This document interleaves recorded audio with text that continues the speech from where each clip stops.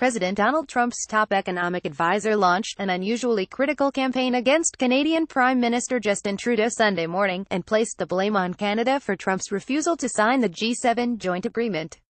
Larry Kudlow, who hosted a number of CNBC programs before replacing Gary Cohn at the National Economic Council, publicly accused Trudeau of stabbing the president in the back and double-crossing him at last week's G7 meeting. The meeting of the world's top industrialized nations revealed a growing tension between the United States and its allies over trade agreements and worldviews. The president first insisted Russia be included in the summit once again. The country was excluded after its annexation of Crimea in 2014. Trump blamed former President Barack Obama, instead of Putin, for the annexation. Trump continued to ruffle feathers by threatening to end all trade with G7 nations if they did not retool their unfair trade practices with the United States. At the end of the summit, Trudeau held a press conference where he called Trump's tariff talk kind of insulting, and said that it would be with regret, but it would be with absolute certainty and firmness that we move forward with retaliatory measures on July 1, applying equivalent tariffs to the ones that Americans have unjustly applied to us. The president responded to Trudeau's comments by refusing to sign the joint G7 agreement that his own advisors helped shape. Based on Justin's false statements at his news conference, and the fact that Canada is charging massive tariffs to our U.S.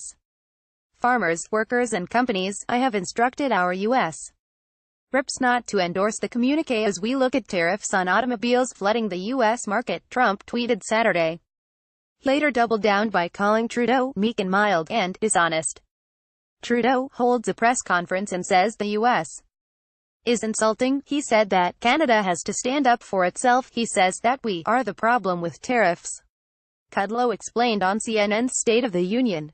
He was polarizing. He really kind of stabbed us in the back. He did a great disservice to the whole G7. He betrayed them, he said. Kudlow went on to call the Canadian Prime Minister's press conference a sophomoric political stunt for domestic consumption. President Trump played that process in good faith. So, I ask you, he gets up in the airplane and leaves, and then Trudeau starts blasting him at a domestic news conference. He asked CNN's Jake Tapper. I am sorry, that's a betrayal. That's a double-cross. Keep up with this story and more by subscribing now. Kudlow later tied Trudeau's comments to the president's upcoming Singapore summit with North Korean despot Kim Jong-un, and explained that if anything went wrong during the negotiations, it would likely be Trudeau's fault. Kim must not see American weakness, Kudlow said. This is a case where Trudeau, it was like, I don't know, pouring collateral damage on the whole Korean trip. That was a part of Trudeau's mistake. Trudeau made an error. He should take it back. He should pull back on his statements, and wish President Trump well in the Korean negotiations. U.S. President Donald Trump and Canadian Prime Minister Justin Trudeau hold a meeting on the sidelines of the G7 summit in Lamelby, Quebec, Canada, June 8, 2018.